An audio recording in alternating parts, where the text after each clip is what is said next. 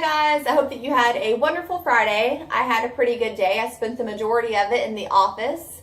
So I wanted to pop on here for a second and talk a little bit about the power of persistence and how important that is in our daily lives. So yesterday I closed on a deal that I had worked tirelessly on for close to 2 months.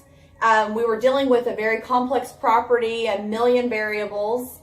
A lot of times those more complex properties are not necessarily the most attractive properties to lenders. So right off the bat, we were told no. Isn't going to happen. Sorry, can't help you. But in my Sasha brain, I have a hard time with no, especially if it's something that's meaningful to me or to someone, in my life or a client that I'm representing. No doesn't have to mean no. No may mean no, not today. No, not with this company. But ultimately, I feel like we decide when that final no comes. And that's after you have pursued every avenue. And especially, occasionally being told no is part of life. And a lot of times that first no, makes sense to the world. So I'm not saying that this is the case with everything, but if it's something that you believe in and something that is important to you, I believe that it's worth pursuing, and I believe that it's worth knocking on doors and getting creative with your thinking and trying to figure it out that way. So if I had stopped pursuing this property for my clients after the first no, after the second no, after the third no, we were shut down so many times. I can't even tell you how many times we were told no. Actually, I probably could tell you exactly how many times we were told no because it's kind of etched in my brain at this point.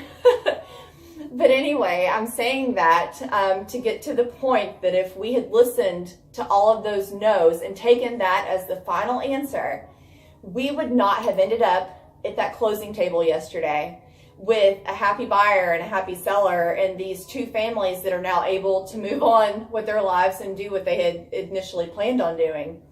So just please remember that no doesn't always mean no, unless it's the police, okay?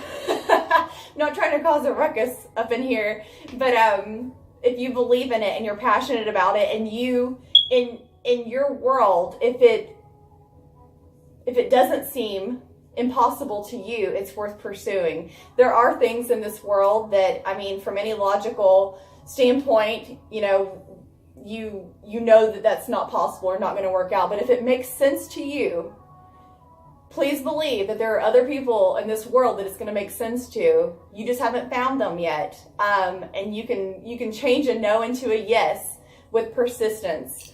I think a lot of times, a lot of us, we stop prematurely in the pursuit of all things, in the pursuit of happiness, in the pursuit of success, in the pursuit of whatever it is, self-discoverance. We stop prematurely out of fear. And I will tell you right now that fear is a big liar. There is no progression in fear. There's no innovation in fear. The most successful people in the world, they did not operate out of fear. So please, if I could tell anyone anything that I have learned in my life in the last 5 years, it's that whenever you allow yourself to be controlled and your decisions to be dictated by fear, you are doing yourself the biggest disservice ever.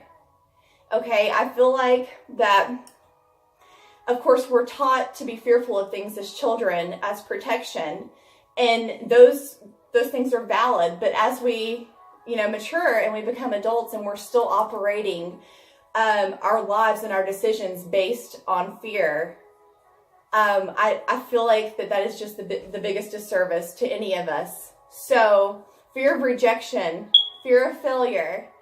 People fail every day. The most successful people, Steve Jobs, Warren Buffett, those people failed a million times. And they'll tell you that failure and plus persistence and beating down fear and saying, you're a liar, is where their success came from.